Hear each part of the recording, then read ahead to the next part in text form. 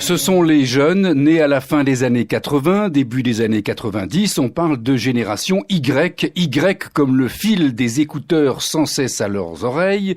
Y comme why en anglais. Pourquoi? La question qu'ils poseraient systématiquement quand on leur demande un effort ou qu'on leur donne une instruction. C'est notre thème ce soir. Ce concept de génération Y, il suscite de nombreuses analyses dans le monde du travail, chez les sociologues. En résumé, et on va essayer d'entrer dans le détail ce soir avec vos questions et vos témoignages.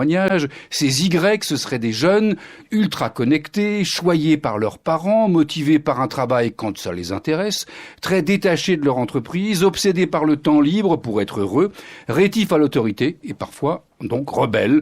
Alors vrai, faux, caricatural, dites-nous ce que vous en pensez, si vous êtes Y, si vous managez des Y, si vous les pratiquez quotidiennement, eh bien appelez-nous, au standard du téléphone sonne. Nos invités pour vous répondre, Marie Desplaques, elle est co-auteure du livre Manager la génération Y, et puis Christophe Nick, il est producteur d'un documentaire, Génération Quoi. Félix est à Bordeaux. Bonsoir Félix. Bonsoir. Vous vouliez intervenir, vous êtes un Y comme on dit? Ah oui, fin voilà. des années 80, 88 pour être précis même, donc je suis complètement un Y, oui.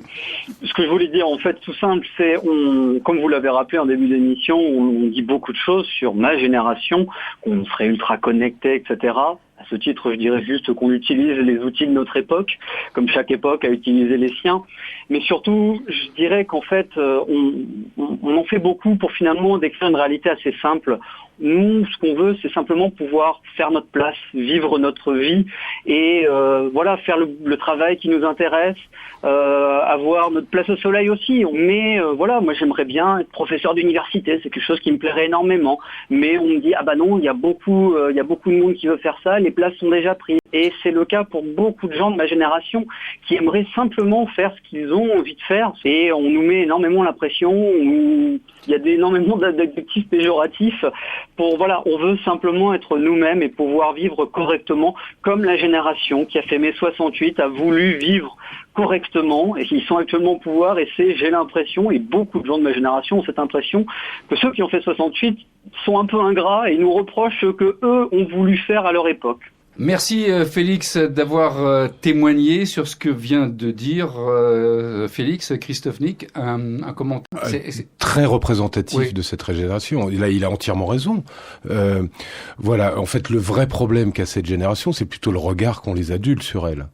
Et donc, on se rend compte que tous les sondages montrent depuis des années, c'est assez unique au monde d'ailleurs, que tous les qualificatifs qu'on met sur les jeunes aujourd'hui sont négatifs.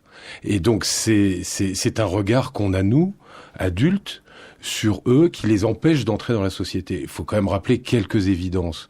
Cette génération est massivement au chômage. Elle n'a pas accès au marché de l'emploi. Alors la plupart des entreprises vont nous dire oui, ils sont pas adaptés. Non, pas du tout. C'est la génération la plus éduquée que la France ait jamais eue.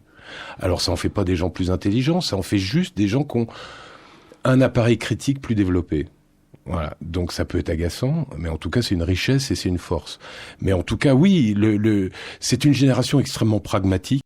Marie Desplaques. Oui, Félix, votre témoignage m'interpelle particulièrement parce que vous êtes la génération du maintenant.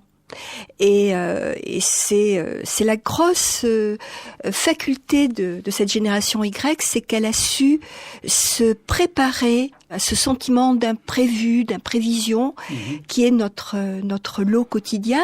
Et vous savez le préparer, et vous savez profiter des moments. Ça ne veut pas dire que vous êtes des dilettantes, mais vous ne voulez pas laisser passer le temps. Vous sacrifiez au travail comme l'ont fait vos parents, donc vous prenez le temps. Et moi, je crois beaucoup dans cette génération, et je crois qu'elle va nous permettre de nous adapter à toutes les mutations que notre société économique a suscitées. Réaction d'auditeurs. Les Y ont-ils peur de devenir adultes parce que les parents ont trop chouchouté ces jeunes et que se lancer dans la vie sans eux, les parents, ça fait peur. Marie Desplaques. Alors oui, je pense que c'est des enfants que les parents ont beaucoup aimés parce que c'est vrai que les parents ont été très proches, mais je ne pense pas qu'ils soient plus gâtés, au contraire, parce que c'est aussi un peu la génération des sacrifiés. Et ma foi, si les parents sont d'accord pour les garder un peu plus, ils sont tout à fait d'accord eux aussi.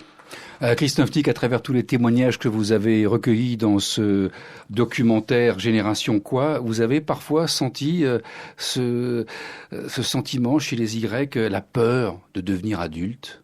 Non, c'est l'envie de l'être, mais de savoir que c'est un horizon qui s'éloigne tout le temps.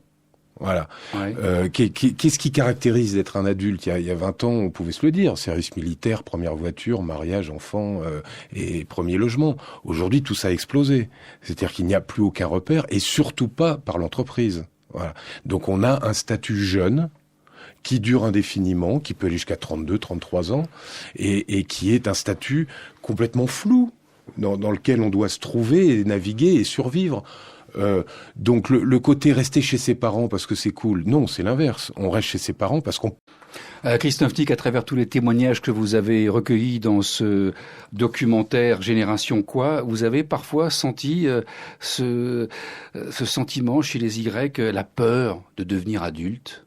Non, c'est l'envie de l'être, mais de savoir que c'est un horizon qui s'éloigne tout le temps.